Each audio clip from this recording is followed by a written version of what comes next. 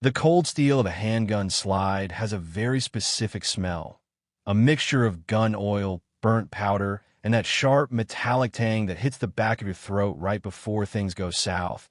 And having that metal pressed firmly against my cheek while I stood on my own porch was the last thing I expected when I woke up that Tuesday morning.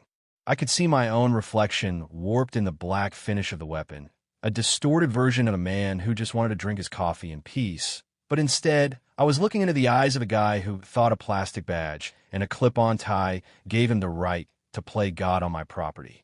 He was breathing too fast. His hands were trembling just enough for the muzzle to bite into my skin, and behind him, standing near the curb like some suburban warlord, was a woman who had spent the last 6 months trying to convince me that my life belonged to her committee.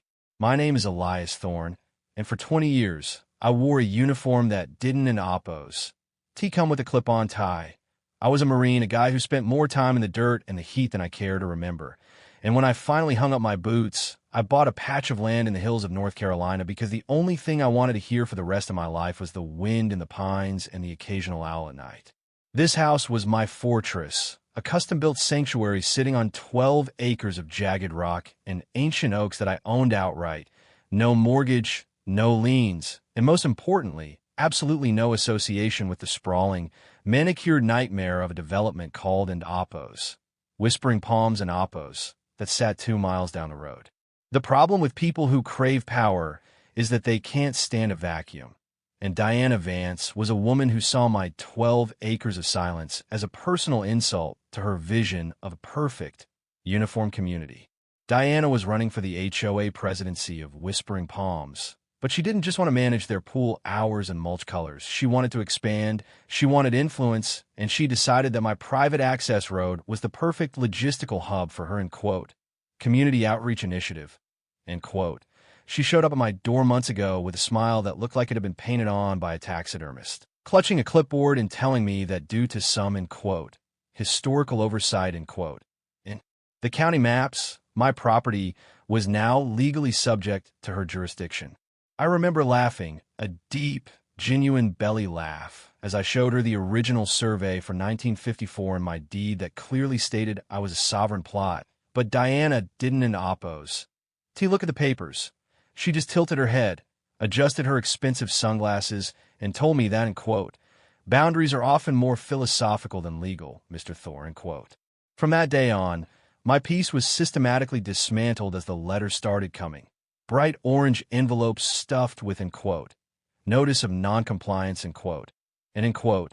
unauthorized land usage, fines that were so astronomical they felt like a joke, except Diana wasn't in oppos, laughing. She started sending, inspectors, who would park their SUVs at the edge of my driveway and take photos of my grass, which I purposefully let grow a little while because I liked the way it looks, but to her, it was a, hazard to the aesthetic integrity of the region, I ignored the fines, I ignored the letters, and I even ignored the rumors in town that Diana was telling everyone I was a, squatter, who was holding back the progress of the neighborhood. But things took a dark turn when she hired, special enforcement, That's how I ended up with a gun in my face, staring at a guy named Kevin who was wearing a tactical vest that looked like he'd bought it at a surplus store and a badge that said in oppos, HOA compliance officer in oppos, in a font that was trying way too hard to look official. He told me I had 30 minutes to clear out my things so they could, secure the perimeter, for a campaign rally Diana was hosting, and when I told him to get the hell off my porch, he didn't in oppos, de-escalate. He reached for his waistband. Now, here's the thing about being a Marine. You don in oppos. Really lose the muscle memory. You don in oppos. Lose the way your peripheral vision opens up when your heart rate stays steady, and you certainly don in oppos. Lose the ability to spot a man who has no idea how to actually use the weapon he's holding.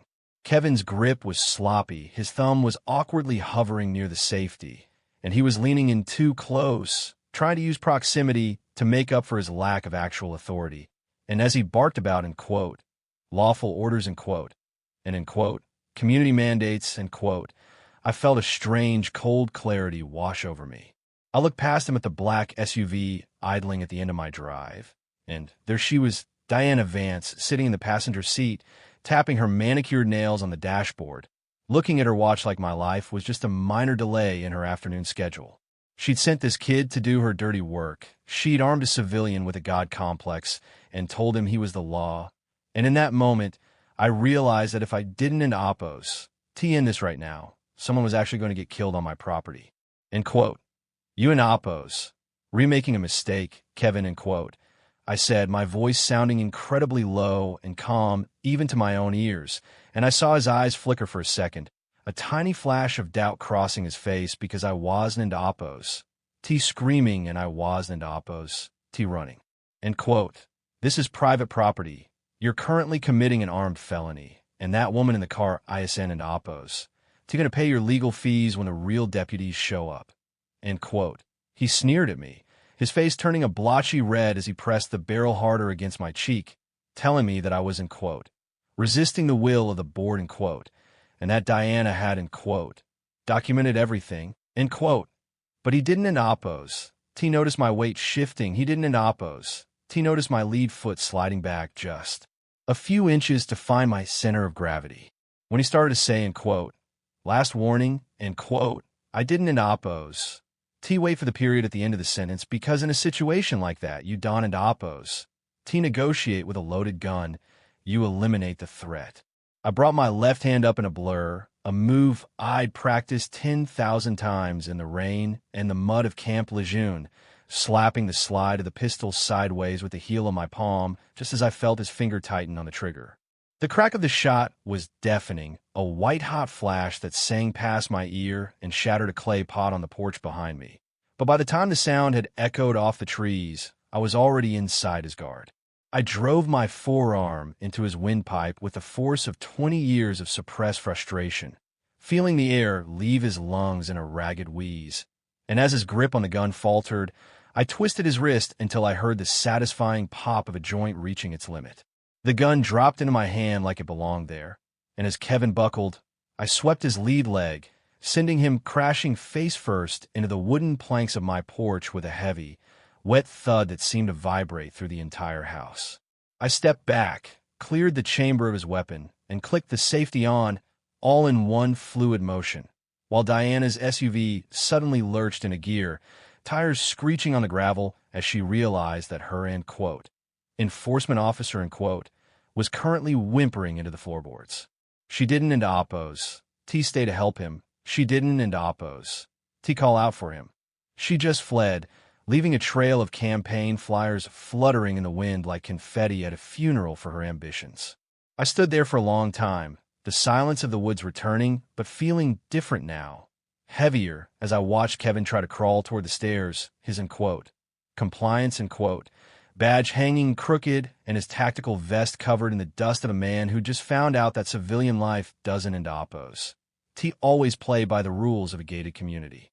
The neighbors, the few who live far enough away to hear the shot but close enough to be nosy, were starting to appear at the edge of the woods with their phones out, and I knew the next hour was going to be a mess of sirens and paperwork, but for the first time in months, the air felt clean. When the actual sheriff's deputies arrived, men I'd shared coffee with at the local diner, men who knew exactly where the property lines were. They didn't into Oppos. TCA, end quote, squatter, end quote, or A, end quote, threat to the community, end quote. They saw a homeowner who had been pushed to the absolute brink by a woman who thought she could annex the world with a clipboard and a bully.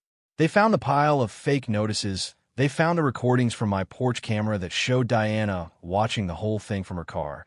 And they found a prepaid phone in Kevin's pocket filled with texts from Diana telling him to, end quote, do whatever it takes to make him leave before the rally, end quote. Watching the real handcuffs go on Kevin was one thing, but the look on Diana's face when the deputies pulled her over 3 miles down the road, still clutching her campaign speech, was the kind of poetic justice you usually only see in the movies. She tried to claim she was, end quote, protecting the neighborhood, end quote. She tried to claim I had, end quote, lured, end quote, them there to assault them, but the law doesn't end Oppos. Care about the aesthetic integrity of a lawn when there's a bullet hole in a porch and a trail of forged documents a mile long. In the end, Whispering Palms got a new HOA president, one who actually cares about things like the community pool and doesn't end Oppos. T tried to invade neighboring counties, and I got my silence back, though it's a little louder now with the sound of the legal settlements hitting my bank account. I didn't oppose. T want to be the, in quote, Marine who fought the HOA, in quote. I just wanted to be the guy who lived at the end of the road, but sometimes the world need a reminder that boundaries aren't in oppose. T just lines on a map. They're a promise you make to yourself about what you're willing to tolerate. But it makes you wonder, doesn't it oppose? T it? How many people out there are living under the thumb of someone like Diana? Someone who uses, in quote, community, in quote, as a weapon to strip away the very thing that makes a home. Was I right to take it as far as I did? Or is there a point where we all just have to learn to play nice with the Karens of the world for the sake of peace? I'd love to hear what you think. Have you ever had to stand your ground against someone who thought they owned the air you breathe? Drop a comment below. Let's talk about where the line actually is, and if you think justice was served, or if this was just another day in a world that's lost its mind. Don and Oppos. Forget to like and subscribe if you want to hear more stories from the edge of the woods. There's always something happening out here in the quiet.